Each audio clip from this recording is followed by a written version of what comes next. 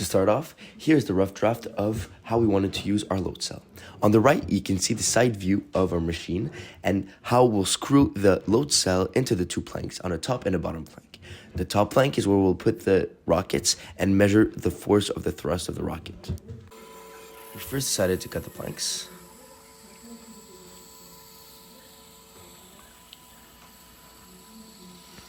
After that, we measured the holes to drill through them to put the screws in. The holes you see already are holes we did wrong because we had a first load cell and we bought screws for the second load cell, so we had our measures wrong, so we did it again. So we then drill through the measures we did.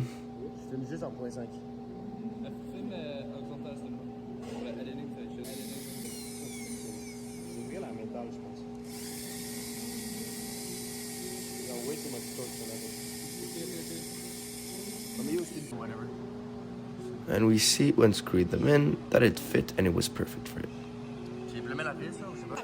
Screwing them in right over here. And that worked. Here is when we encountered our first problem. So when trying to screw in the load cell onto the plank right over here, we decided to use two screws over here and screw it in. It was pretty easy because we didn't have the top plank blocking it. After that, we wanted to screw in the top right over here like this. We tried to do that, but we realized we couldn't because we needed to leave some space over here and over here for the load cell to work. So to screw it in, we couldn't put a screw right over here that would go through everything because it would touch over here and it wouldn't leave the space right over here. What we decided to do was cut a hole in the bottom plaque like this and screw through the hole so the screws would go like this and not like this. So here's where we drill through the bottom plank to be able to screw through it and leave the space between the plank and the load cell for the load cell to work perfectly fine.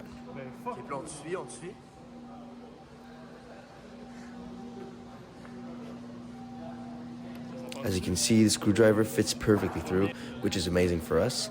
And when screwing the screws, we can see that there is space between the screws and the bottom plank and it's not touching, so the load cell can work.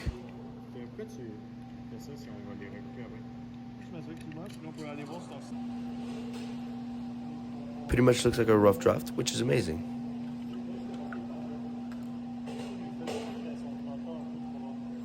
Here is one of our tests with a 500-gram weight. It's about 1.1 pound, but it says 11.0 pounds. This is just because one of the code line was off, but we fixed it after. With the first part of the machine done, the second part would be to create something that would be able to hold the rocket straight and not launch it on the side or something. So what we did is we came up with this idea. So we would have 4 small pieces of woods with holes in them and screws in them that we'll be able to screw in and hold the rocket in place. And over here, we would have, like this over here, a block with a hole drilled into it that would be the perfect size for the rocket. So the rocket would be shut tight into there and it wouldn't fall on the sides and it'd be fixed with the screws right over here. So here we start making the first pieces of wood that would be able to hold the block and the rocket into place. So we drilled a hole into it that it's a bit smaller than the size of the nut used to screw the screws in. And that way we'll be able to use a second drill bit that will drill a slightly bigger hole so the nut will fit perfectly into it and be jammed for it not to move. So as you can see here, we're drilling the slightly bigger hole.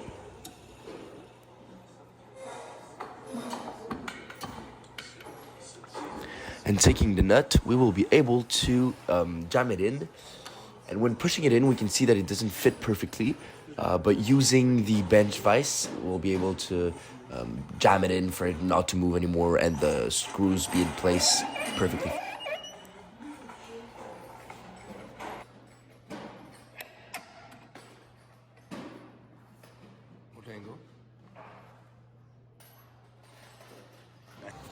So now is the part that we screw in the small pieces of wood that would hold the rocket. So we pretty much just drill a pre-hole for the for the screw not to break the piece of wood because they are really small pieces of wood.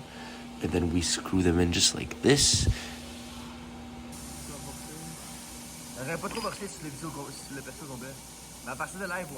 And as you can see, it's perfect. You can see the nut that we'll be able to use to screw in just like this, the screws to hold the small box into place. So this is when we start making the boxes for the rockets.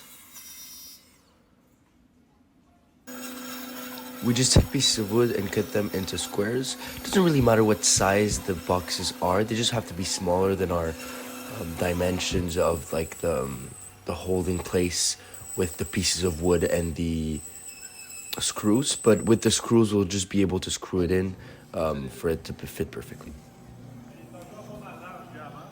We then added some legs onto our contraption, and we took a big sheet of wood and drilled through it into the legs and put some screws in just for the whole contraption to stay on the ground.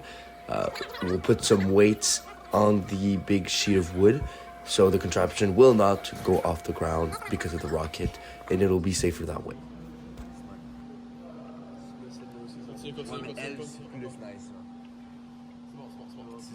And this is our final test. So we use a 500-gram weight, we put it on the contraption, and we can see that it says 0.5 kilogram, which is accurate. So here is how our machine works. So pretty much, you just take your block, and it fits onto this whole machine right over here. So you take your block and you can put it in here. All the blocks we created fit perfectly in there, and in that hole you can put the rocket that will go, that fits also perfectly in there.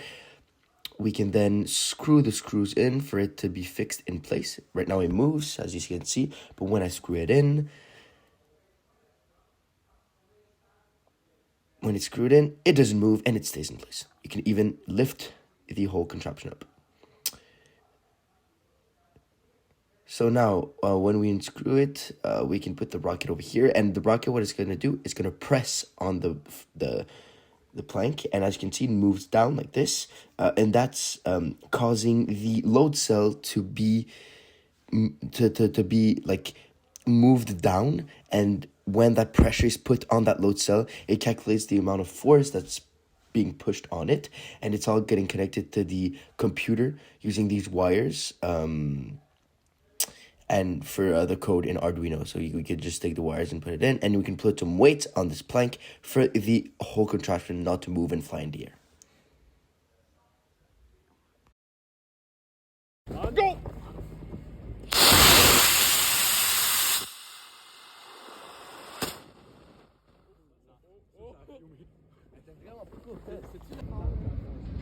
Trois, deux, un, go!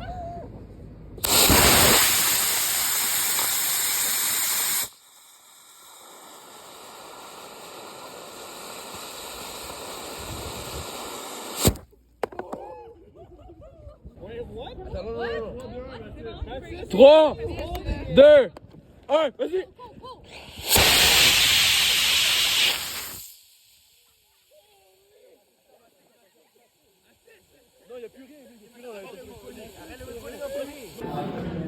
Qui est fait. C'est bon? Qui est first, on a la batterie ici, puis il y a une switch ici qui va interrompre le courant de là au Arduino. Ça rentre dans voltage in, c'est 9 volts, mais c'est régulé par le Arduino. Puis ça rentre seulement quand cette switch-là est dans la position fermée. Right? Cette switch-là ici, il y a une résistance, c'est un pull-down resistor. Fait que quand c'est fermé, le courant passe et c'est détecté par une pin digitale ici. Ça, c'est quelque chose qu'on utilise dans le code pour commencer à recorder les données. À partir de là, tu as tous les fils pour se rendre au SD card ici. T'as le power, t'as le neutre aussi. Ça, c'est fait là-dessus parce que j'avais pas assez de ports sur le Arduino. Donc là, tout ça, c'est juste en parallèle. C'est le voltage, puis ça, c'est le ground. Puis ça, c'est aussi la même affaire pour ça. Donc le plus et le moins ici, ils viennent de ce board-là, qui vient du Arduino directement.